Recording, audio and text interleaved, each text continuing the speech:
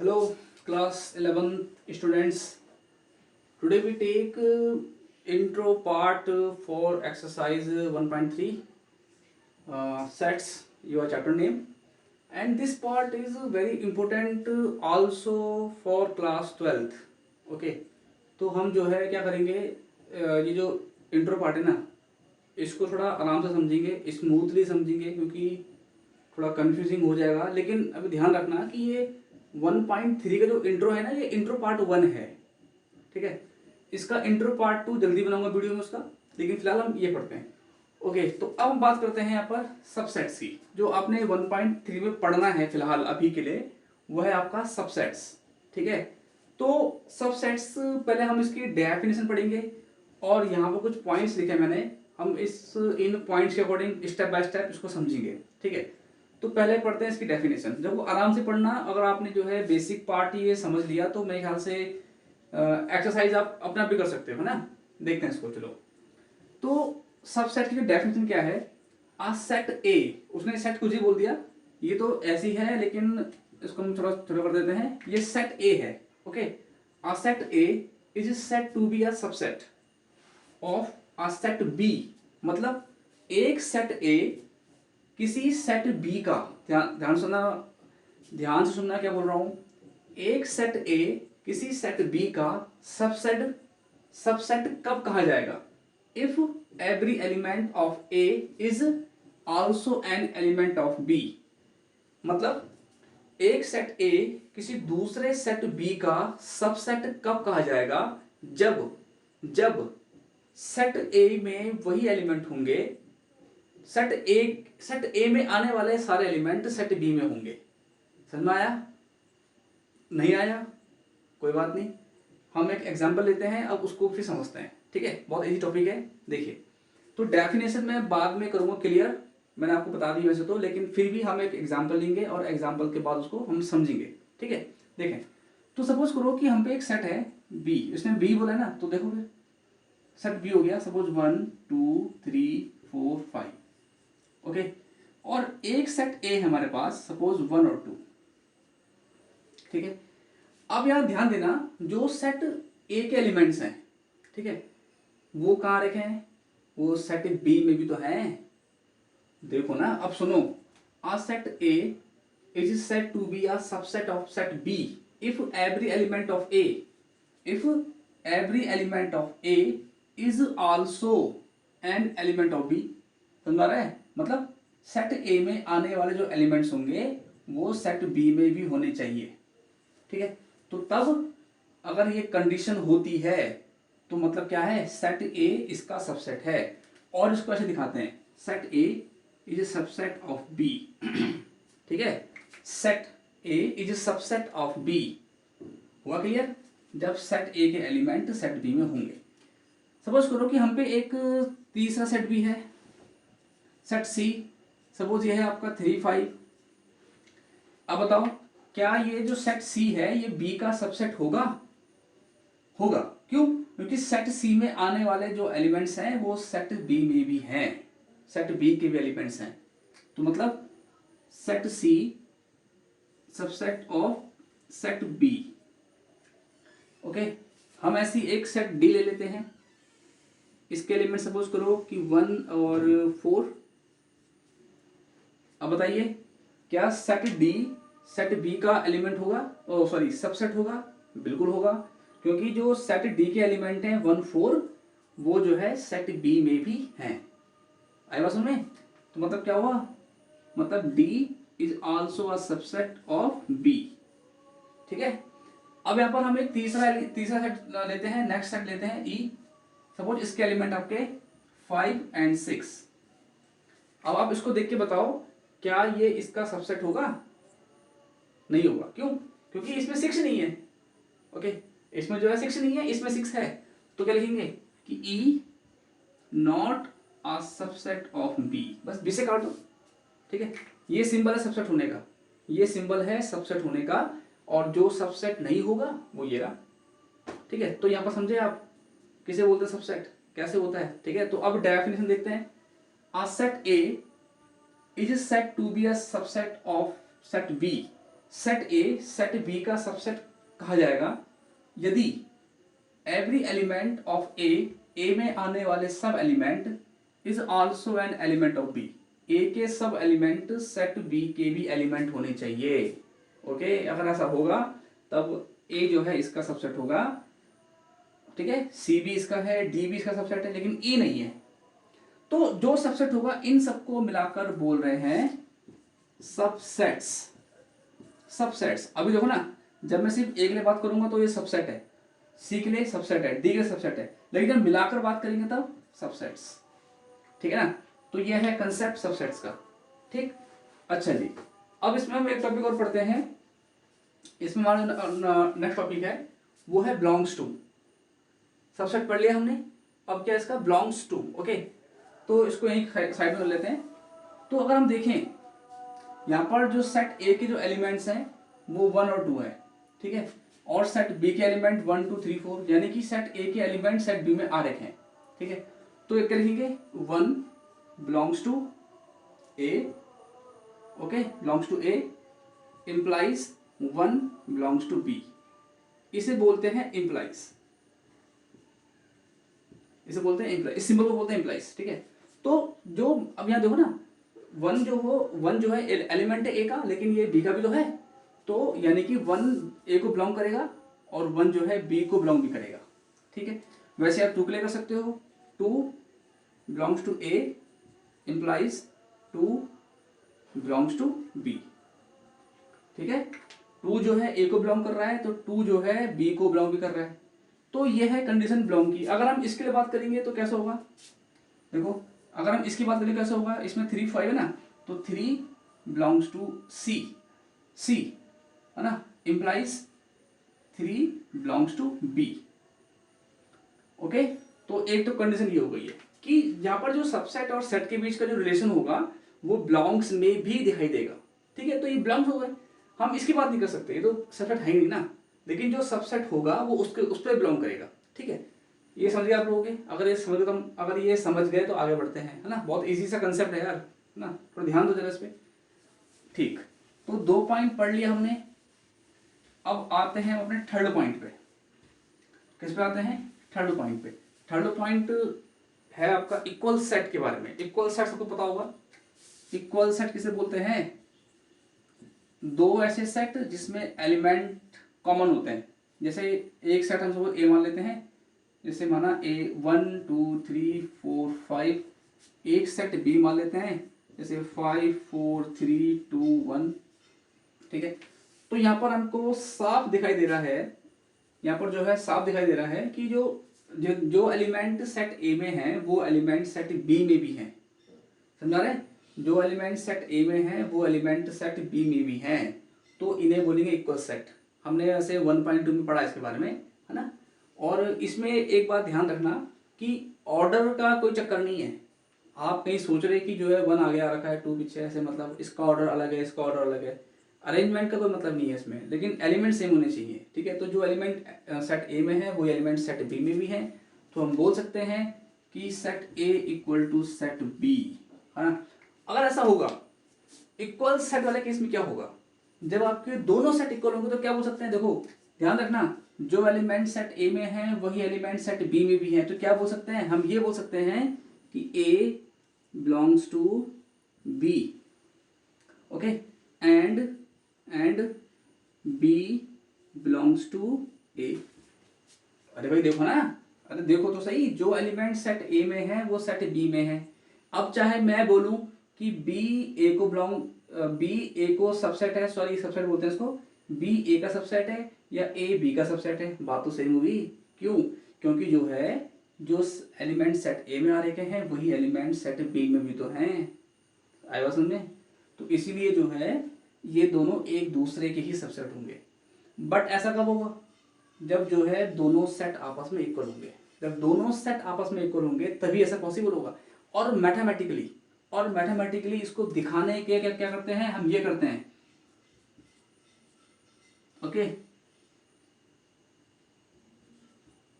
Mathematically इसको दिखाने के लिए ऐसे करते हैं, आया समझ में। मतलब क्या है, इसे बोलते हैं 2a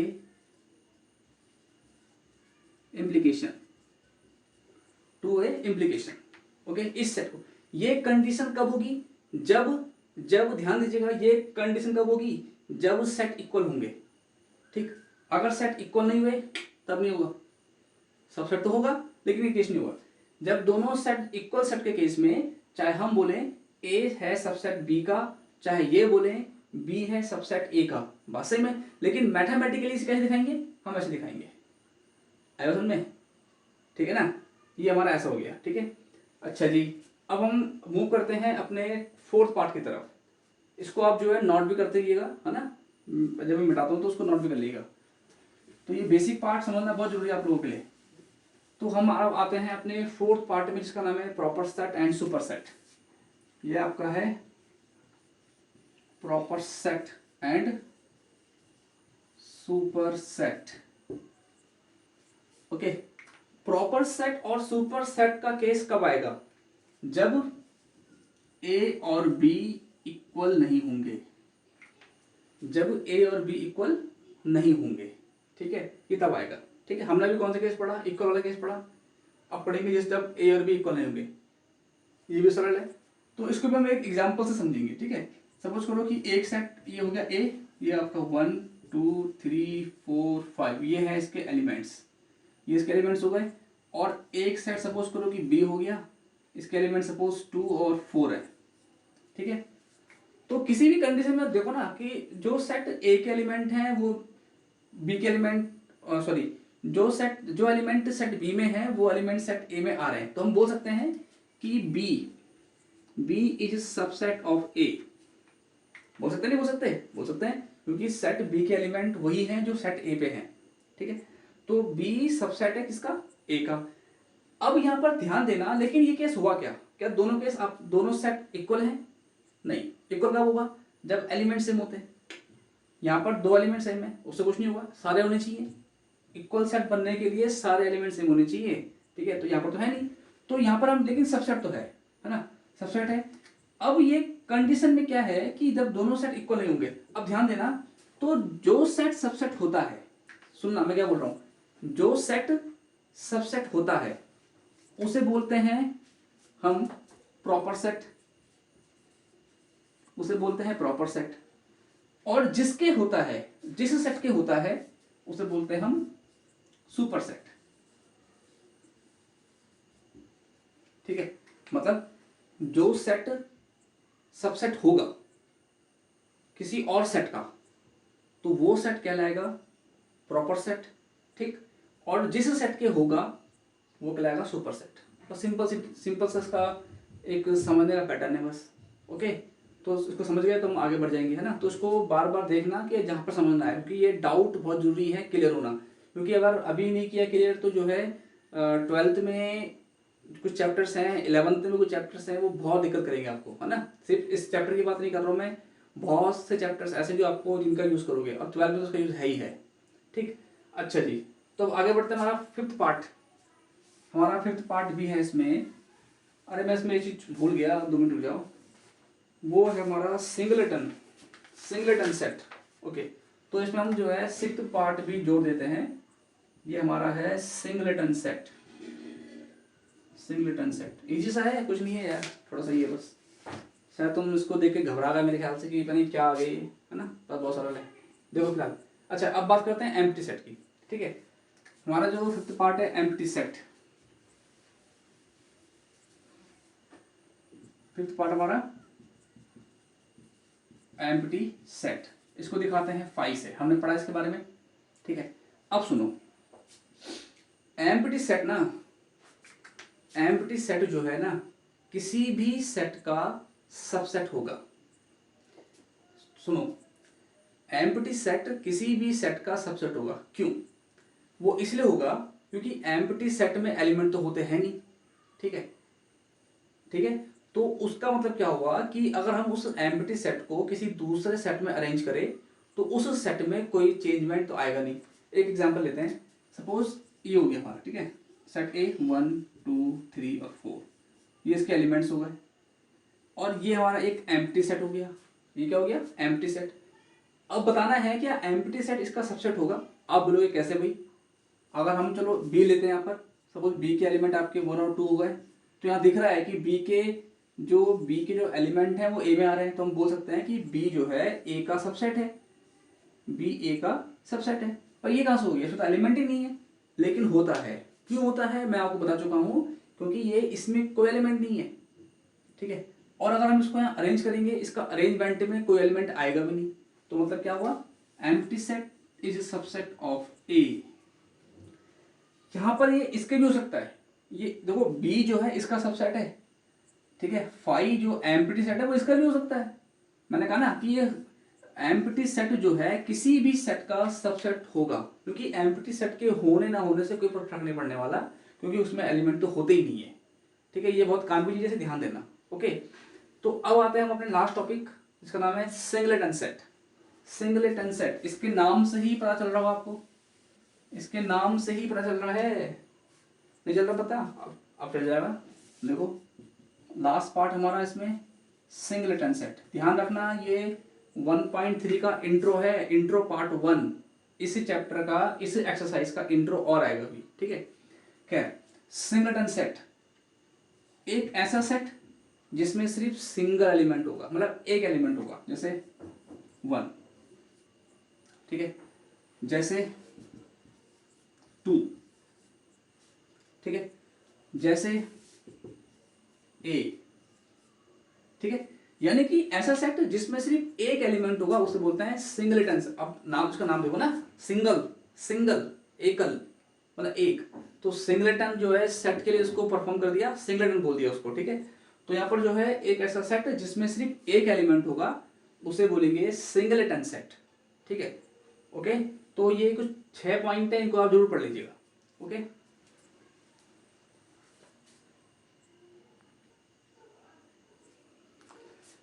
अच्छा, मैंने सोचा कि चलो जब आपका ये पूरा हो ही गया है इंट्रो, इस इंट्रो पार्ट 1, तो थोड़ा आपको और परेशान कर देता हूँ ना। तो एक एग्जांपल ले लेते हैं पहले, ठीक है, थोड़ा सा आप भी कुछ भी तो देखते हैं फिर उसको, है ना। तो पहले क्वेश्चन पढ़ते हैं कि कंसिडर द सेट्स, ये सारे सेट होगा हमारे पास, और हमें क्या करना है, insert the symbol subset and not subset between each of the following pair of the sets, okay.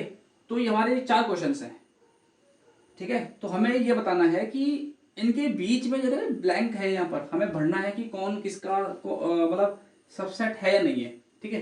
तो पहला देखो जरा, पहले क्या बोल रहे हैं, फाई बी, क्या फाई माने एम्प्टी सेट, ठीक है। फाई बी का सबसेट होगा, बताओ, नहीं होगा, होगा, ठीक है। अभी तो पढ़ा कि एम्प्टी सेट हर सेट का होगा सबसेट, ठीक है। तो ये तो है, ये तो है। अब देखो क्या ए होगा बी का सबसेट, चेक करो। इसके लिए सबसे क्या तरीका है, एलिमेंट देखो ना, अरे इसमें तो एलिमेंट थे ही नहीं, तो इसको इसके साथ अरेंज करने में कोई दिक्कत नहीं होने वाली, ठीक है। लेकिन यहां देखो ए, क्या ए बी का सबसेट होगा, चेक करो। ए के एलिमेंट 1 3, चेक करो, और बी के एलिमेंट 1 5 9, तो क्या है कि नहीं है, देखो ना, इसमें 3 है, इसमें 3 नहीं है, नहीं है सीरीज में। और डेफिनेशन क्या बताती है, डेफिनेशन ये बोलती है कि ये ए जो है बी का सबसेट तभी होगा जब ए के सारे एलिमेंट बी में हो, बी में प्रेजेंट हो। लेकिन है ही नहीं, ए में 3 है, इसमें 3 है ही नहीं, तो क्या होगा तुम्हारा, ये इसका सबसेट नहीं होगा, ठीक। इसमें देखो ए सी, देखो क्या है, ये है, क्योंकि ए में ए के एलिमेंट 1 3 और सी के एलिमेंट 1 3 5 7 9, इसमें कितने भी हो सकते हैं, लेकिन वही एलिमेंट जो ए में है वो सी में है, मतलब ये ए इसका सबसेट है, ए जो है सी का सबसेट है। अच्छा, अब बात करते हैं किसकी, लास्ट क्वेश्चन हमारा बी, क्या बी होगा इसका, चेक करो जरा। बी के एलिमेंट 1 5 9 और सी में 1 5 9 आ रहा है कि नहीं है, देखो ना, जो एलिमेंट बी में है वो एलिमेंट सी में भी तो है, मतलब ये इसका सबसेट है, बी जो है सी का सबसेट है। तो इतने इजी क्वेश्चन है यार, है ना। अगर बेसिक पार्ट ढंग से पढ़ लिया तो मेरे ख्याल से दिक्कत नहीं होगी आपको एक्सरसाइज करने में, तो इसको आराम से पढ़ो, स्मूथली समझो, इसको समझना बहुत जरूरी है, ठीक है।